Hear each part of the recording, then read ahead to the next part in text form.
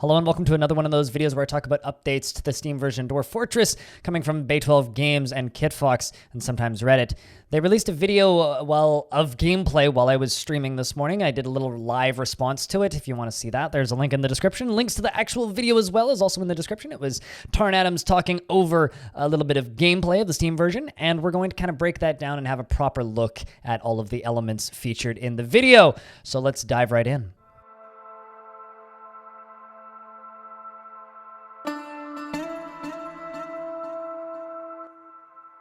Okay, so Apologies, Tarn, but I have to make you quiet. So this is the video that they released this morning, and as you can see, he's showing a little bit of gameplay, and there's UI in the background. So we're going to be talking about that today. That's kind of the whole reason I'm here, is to talk about the UI. So let's kind of have a peek at everything that is shown off in the video, starting with the screen that we're looking at right now.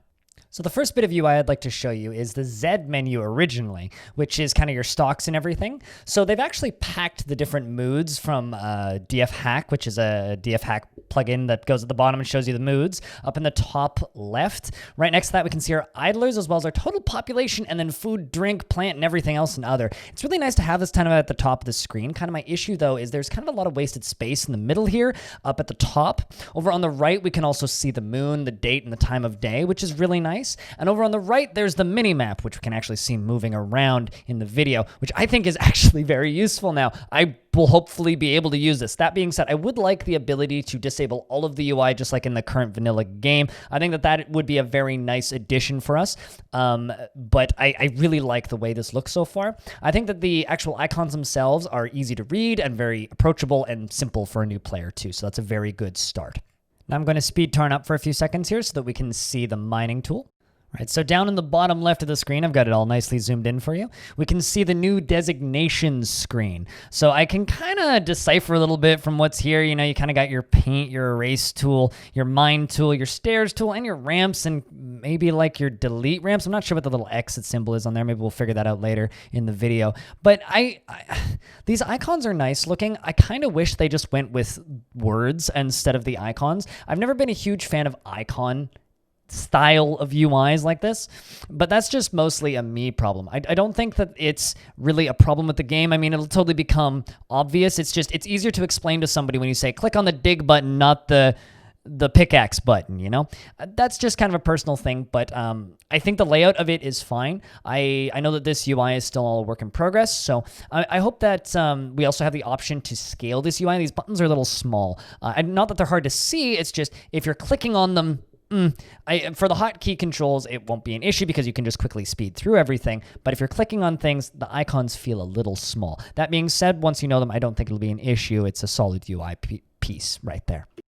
Now, if we speed a little bit further in the video, we're going to get a live demonstration of a tool that we saw previously, which is the activity zone UI. Tarn also explains in the video how the designation tools will work, where you can kind of click things, and also you'll still have access to your hotkeys if you're used to playing the game traditionally. I really like the way the zoning UI works. Once again, I think some of the icons are a little bit small. I like that it has wording next to things instead of just being an icon. And we kind of talked about that in a previous video, so if you want, you can watch the video on zoning and UI. Then we see him building some stockpiles here, and again, we've seen these before. I really like the way they look. Dwarves are still all placeholders, so we're still not seeing like customizations on actual dwarves. They're hacking down trees and things, and it's really nice looking. I like the way stuff's moving. Speeding through a little bit more, we see a little bit more of the UI that isn't finished yet. Tarn builds 2 workshops here, and something that I think is really neat about this is they have the little loading bars at the bottom, which we've seen before, and now we're actually getting to see them kind of in action as 2 dwarves are going to run over and build these workshops. So you can actually watch the little loading bar complete, which will be interesting for things like trading depots and bigger buildings. So if a job gets canceled halfway through, you have an idea of how much more actually needs to be done. It communicates a lot of information to the player, and I really like how descriptive that is, especially for somebody who's a little bit newer. As far as the placeholder UI goes, I kind of hope that we still have the option to access the old UI. Just disable the new UI, and maybe there's like a setting or something so you could just disable the new UI and just still use the old UI but with the new graphics. I've actually seen a couple of people talking about this as feedback, because I personally would really like that as a feature, because I do like the new UI. I think it's great for new players, but I think if you want to kind of convert a lot of the classic players, you still want to have the access to the new graphics, but maybe you still want the UI that you're used to. I personally would really like that as a feature. I understand if that's not possible, though. Now I'm going to do the opposite of what I've been doing to Tarn up to now, and we're going to slow him down. So he comments in the video, actually, that you can see announcements happening in the top left of the screen, but what I really want to focus on here is this inventory screen. Now, this inventory screen is a massive improvement from the previous inventory screen that we had in the vanilla game. In the vanilla game, you just have a black list with, like, no way to sort it, and stuff doesn't make any logical sense. Now you can just search by keywords, and it's so much smoother looking. There's a lot of like placeholder assets in here, but honestly, look at the beautiness of this UI. I know that it's just a simple stock screen that actually makes logical sense, but it's just, man, I can't get enough of this one. I really, really, really like the way it looks. I think it is a wonderful addition to the game in general. It just looks fantastic. Just being able to click on and mass forbid, mass dump, and mass claim items through this screen, all of the little clicky buttons, everything just looks so clean and crisp. It's just an awesome addition. This is one of the screens that actually bothers me the most about the vanilla game, actually, is just the way the stock screen works, the way stockpiles work as well for forbidding and permitting items in specific zones. It's clunky, it's old, it doesn't work, it's complicated, especially for a new player. Like, who's going to tell me that scrolls are in tools? Like, that just doesn't make any sense. But here, this makes sense, and you can just search for what you need. Although, I wonder if they're going to rename certain items that have illogical naming patterns. It's something that I've been thinking about for sure.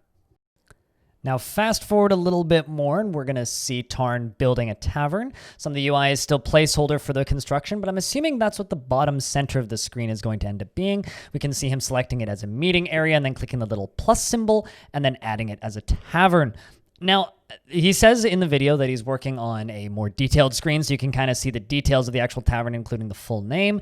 I think I really like the way this menu looks. The first time I saw it, I was a little bit taken aback. I wasn't entirely sold on it, but it's certainly kind of growing on me. I think it's nice, again, relatively simple, pretty easy to understand.